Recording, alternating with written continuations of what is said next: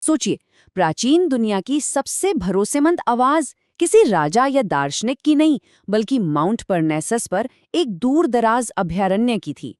आखिर ये कैसे संभव हुआ? चलिए इस रहस्य से पर्दा उठाते हैं। 1000 साल से भी ज्यादा समय तक बड़े से बड़े साम्राज्यों ने, चाहे युद्ध हो, नई बस्तियां बसानी हो या कानून बनाना हो, हर बड़े फैसले के लिए डेल्फी के ओरेकल से ही सलाह ली। इसकी शोहरत का कोई मुकाबला नहीं था। लेकिन सवाल ये है कि आखिर यही क्यों?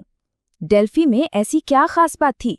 दुनिया भर से लोग इस दूर दराज जगह पर क्यों खिंचे चले आते थे?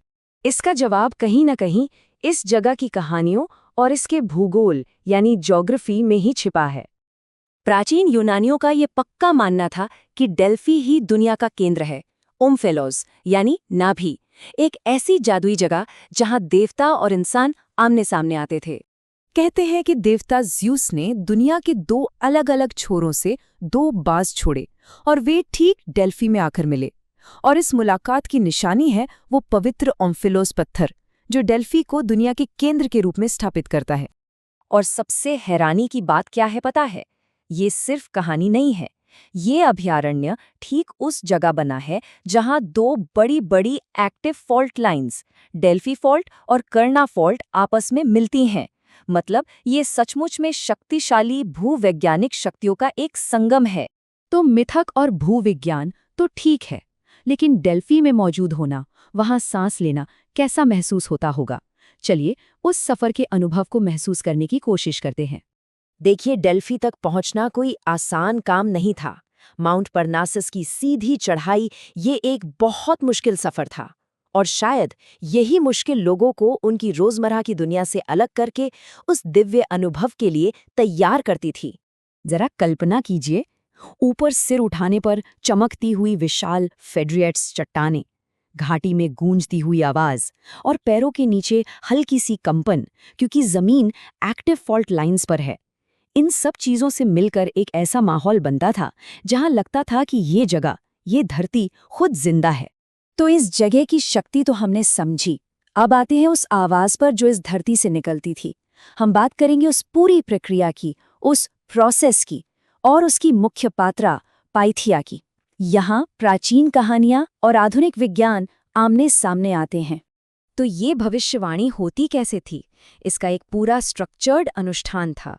सबसे पहले पवित्र झरने में स्नान करके शुद्धिकरण, फिर अपोलो को बलि चढ़ाई जाती थी। उसके बाद सवाल पुजारियों को सौंपा जाता, और तब पाइथिया, जो एक समाधि में होती थी, अपोलो के शब्द सुनाती थी। आखिर में पुजारी उन टूटे-फूटे शब्दों को जोड़कर एक औपचारिक जवाब तैयार करते थे। अब पाइथिया की समाधि का राज क्या था?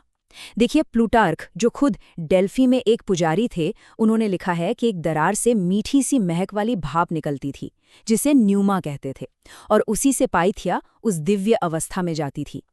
और आधुनिक विज्ञान क्या कहता है? मंदिर के नीचे जो फॉल्ट लाइंस मिलती हैं, वो चूना पत्थर से एथिलीन जैसी हल्की हाइड्रोकार्बन गैस छोड़ सकती हैं। मतलब विज्ञान उन पुरानी बातों को झुटला नहीं रहा, बल्कि उन्हें एक तरह से कन्फर्म कर रहा है। लेकिन डेल्फी की असली ताकत उसकी साफ साफ भविष्यवाणियों में नहीं थी, बल्कि उसकी असली शक्ति छिपी थी उसके जवाबों के गोलमोल होने में, उसकी अस्पष्टता में। इसका सबसे मशहूर उदाहरण देखते हैं। लिडिया के राजा क्रोएसिस को ओरेकल ने कहा, अगर तुम हेलिस नदी पार करोगे तो एक महान साम्राज्य को नष्ट कर दोगे। अब देखिए हुआ क्या। राजा क्रोएसिस ने सोचा, वाह, मतलब मैं फारसी साम्राज्य को हरा दूंगा। उन्होंने हमला कर दिया और उनका अपना ही साम्राज्य तबाह हो गया। तो डेल्फी का आखिरी शब्द क्या था? यही कि गलती ओरेकल की नहीं थी, गलती उसकी व्याख्या, उसके इंटरप्रिटेशन में थी। यानी ये जो अस्पष्टता थी, ये कोई कमी नहीं बल्कि एक फीचर था। जवाब को समझने की जिम्मेदारी सवाल पूछने वाले पर थी। मशहूर इतिहासकार हेरोडोटस लिखते हैं कि राजा क्रोएसिस ने आखिर में यह मान लिया कि गलती उसकी खुद की थी, देवता की नहीं।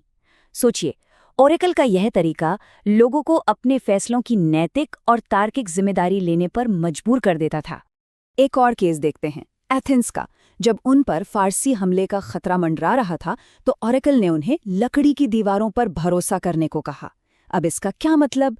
पूरे शहर में बहस छिड़ गई।